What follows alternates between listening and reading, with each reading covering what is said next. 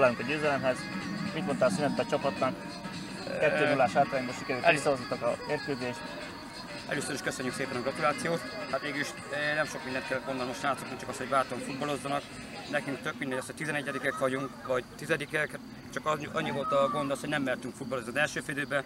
Persze egyértelmű az, hogy a Halász uralta az első félidőben a játékot, de a második félidő alapján teljesen megérdemelten futballoztunk. És gratulálok a srácoknak, ez teljesen megérdemelt a második félidő alapján ez az eredmény.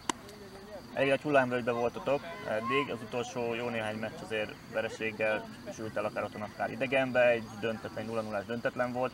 Volt-e más edzésmunka, ahogy Halászon készültetek? Ugye innen még tavasztal nem ment el senki győztesen, még csak X-el se, mindig hazai győzelem született.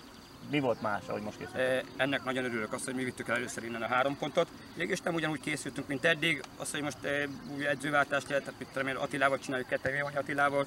Végülis semmi nem változott, ugyanúgy dolgozunk tovább, amit előzőleg is mondtam, azt, hogy nekünk tök minden, hogy 10 vagy 12-ek vagyunk. Futballozunk bátran, élvezzük a játékot, és ami majd kisül belőle. A mai mérkőzésen ez remekül el. Látható azért, hogy az utánpótlásból is építettek be a játékosokat a csapatban, nagyon jól játszottak. Talán oda billent el egy kicsit a mérleg nyelve, hogy nagyon fürge, ügyes játékosaitok vannak. Várható el még, hogy ilyen játékosokat tudtok kinevelni saját magatoknak?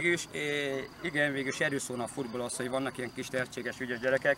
Hogyha ezeket nem építjük be 18-19 évesen, akkor sajnos ezek akkor megunják a futballt, és akkor máshova mennek el, esetleg elmennek sakkozni, vagy pedig biliárdozni a kocsmákba. Hát, talán itt lehetett most látni, hogy mintacsapata voltatok annak, hogy a öreg róka hátul, meg a fiatal tehetség elől, és akkor jött még egy öreg róka középre. Így kellett megoldani a mérkőzést, tényleg nagyon gratulálunk. Köszönjük szépen, persze.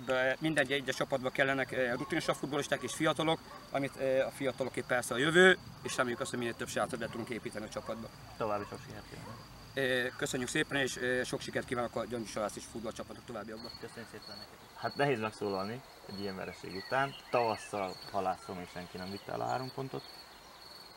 Hogy jött össze? Kezdjük ott 2-0. Mi történt a csapattal 2-0-ban? Hát sajnos már a 2-0-ig is nem játszottunk jól, tehát nem volt elképzelés a játékunkba, de sikerült megszerezni a vezetést ugye, ráadásul 2 góllal, úgyhogy még 11-est is hibáztunk. Aztán hát nem tudom, hogy egy ellenfél térfelén labdát vesztettünk, és abból le tudott kontrázni mindig az ellenfél, több hiba vezetett a gólhoz, és 2-1-nél még mindig a mi vezetésünknél, mint hogyha összeesett volna a csapat. Aztán az első fél utolsó percében kiegyenlítettek. Nem tudom, tehát fegyelmezetlenségek voltak, és nem tudtunk felállni a padlóról, pedig 2-0-ás vezetés után higgadtan meg kellett volna tartani az eredményt, ami a második félidő még ki is jött, hogy 3-2-re vezettünk, és onnan nekünk jött rosszul a vezetésünk, és az ellenfél felénk tudott nőni. Ki szokta eldönteni, hogy kilövi a büntetőt? Hát meccs előtt ugye ki van jelölve, most Sőregi Zoli volt kijelölve, de sérült volt, ezért nem volt a pályán. Így ilyenkor az van, hogy aki érzi, hogy berúgja. Hát sajnos olyan állt oda, aki magabiztos volt, de nem sikerült neki berúgni. Azért a félidei 2-2, ez a dettek volt sokkal biztatóbb.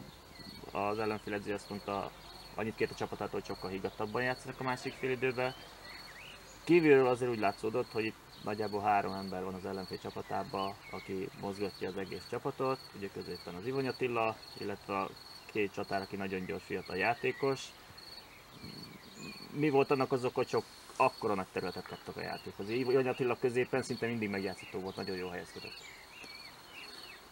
Hát, ez egy jó kérdés, de 6 védőnk volt erre a 3 emberre, és nem tudtuk megoldani a védekezést.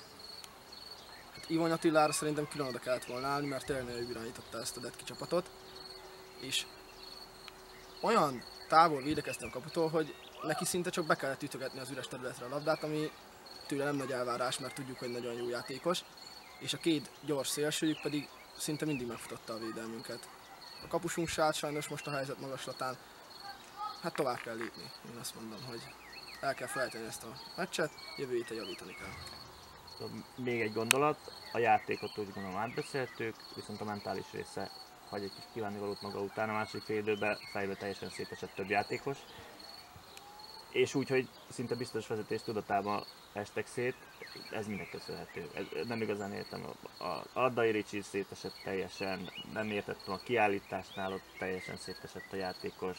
És még utána azért reklamált, tehát teljesen jogosan kapta a kiállítást is, mind a két sárgalap teljesen jogos volt. Ilyenkor mi játszódik le? Egy olyan szintű játékos fejébe annyira fel vannak pörögve, hogy nem látják, hogy mi történik? Sajnos nem tudok belátni a fejükbe, de ilyen fegyelmezetlenséget nem szabad megengedni a futballpályán. Tehát fiatal gyerekek, rendben van, de azért van mind a kettőnek elég sok meccse a felnőtt bajnokságban. Egy ilyen mérkőzésen, amikor nekünk nagyon fontos lett volna a 3 pont, hiszen megléptünk volna ettől a Detki csapattól, és tényleg ilyen fegyelmezetlenségeket elkövetni, szerintem beszélni kell velük, mert le kell ülni, hogy mi volt ennek az oka, mert nem tudhatjuk, hogy lehet, hogy meccs előtt olyan történt velük, vagy nem voltak fejben rendben, de ezt akkor meg kell beszélni, és rendbe kell tenni a fejeket, mert így nem lehet tovább játszani, hogy nem bízhatunk meg ezekbe az emberekbe, mert bármikor elveszíthetik a fejüket.